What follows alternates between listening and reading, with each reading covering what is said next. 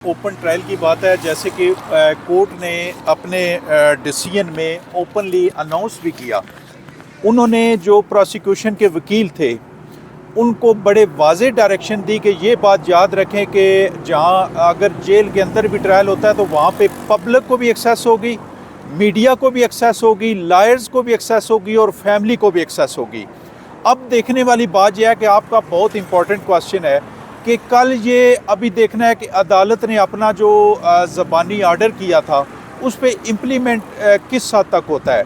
देखें, ट्रांसपेरेंट तो ट्रायल तब भी है जब आप लोग भी, जितने लोग जाना चाहते हैं, वहाँ पे वर्ड जज साहब ने यूज़ किया कि any person who wish to attend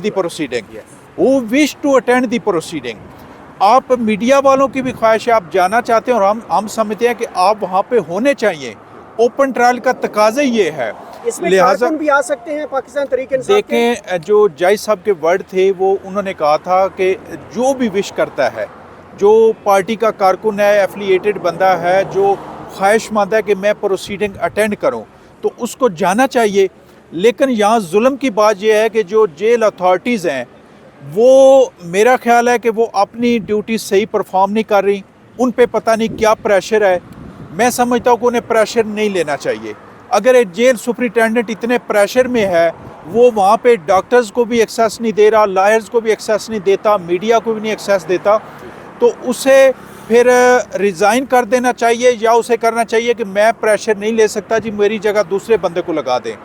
ये बहुत ही, अभी जो हमारे मुल्क में जुल्म सितम हो रहा है ना, इसमें हमें कुर्बानियाँ देनी पड़ेंगी। इसमें आप मीडिया को भी कुर्बानी देनी चाहिए, जो पब्लिक फंक्शनरीज हैं उन्हें भी डट कर आइन और कानून के मुताबिक अमल करना चाहिए, क्योंकि आइन और कानून जो है वो तब भी उस बहाल होगा सही मायनों में जब हर बंदा आइन और कानून के मुताबिक अपनी ड्यूटी परफॉर्म करेगा। मैंने दूसरा सवाल किया था कि पाकिस्तान तरीके इंसाफ की लीगल टीमें जो हैं, कोई बयान कोई दाग रहा है, कोई ट्विटर कोई छोड़ रहा है, क्या पार्टी की तरफ से डायरेक्शन नहीं लेते ये लायर्स हैं, या कोई डायरेक्शन के बगैर ये जी, मैं समझ गया। देखो, इसमें लास्ट वीक में एक सर्कुलर जारी हुआ था जो हमारी पार्टी के सेक्रेटरी जनरल हैं उमर अयूब साहब, उसमें उन्होंने एक तो डायरेक्शन दे दी कि कोई भी बंदा हमारी पार्टी ज्वाइन करना चाहता है या बाहर से आता है तो उसका एक तरीक़ाकार होगा।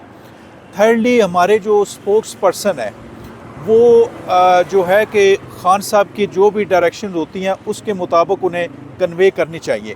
बाकी ये होता है कि छोटी मोटी मिसअंडरस्टैंडिंग, बात को समझने में, बात को कन्वे में फ़र्क हो सकता है। मेन कोई तनाज़ा नहीं है, कोई डिस्प्यूट नहीं है, कोई जो है ना कंट्राडिक्शन नहीं है। बात सारों की जो है ना वो एक ही है, बस वो एक्सप्लेन करने में थोड़ा ज़ेर ज़बर हो जाती है। लिहाजा ये जो मुखालफीन समझ रहे हैं कि कोई किसी किस्म का इनमें तजाद है, बिल्कुल लीगल टीम पूरी जो है वो एक पेज पे खड़ी है, वन पेज पे है। खान साहब की नाअहली यहाँ से अगर ख़त्म हो जाती है तो अभी तो 20 दिन इलेक्शन कमीशन के दिए गए बाकी हैं, तो क्या गौहर साहब को वापस पीछे किया जाएगा, खान साहब को ही कंटेस्ट करवाया जाएगा, या अब जो फैसला हो चुका वो हो चुका?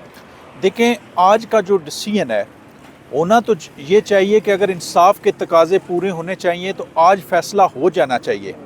जैसा कि खोसा साहब ने आर्गू किया कि जब आपने पनिशमेंट सस्पेंड कर दी है, पनिशमेंट सस्पेंड किया तो इट्स मीन के जजमेंट भी सस्पेंड होनी चाहिए।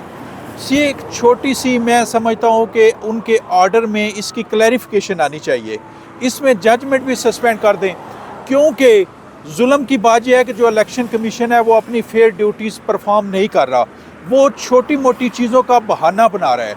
वैसे तो उसको जो है जब पनिशमेंट सस्पेंड हुई है तो उसी टाइम नाअहली का कोई जवाज़ नहीं था, एक बेबुनियाद वो जवाज़ बना रहा है। और हम तवक्को करते हैं और हमारी मुअज़्ज़ज़ कोर्ट से अपील है कि आज ही फैसला सुनाएं और जो जजमेंट है उसको सस्पेंड कर दिया जाए, क्योंकि इसमें खान क्या कंटेस्ट करेंगे इंट्रा पार्टी इलेक्शन? देखें, उस डिसीजन के बाद फिर हमारी जो कोर कमेटी है, जो मेन पार्टी है, वो डिसीजन करेगी, इस फैसले के मुताबिक डिसीजन होगा इंशाअल्लाह।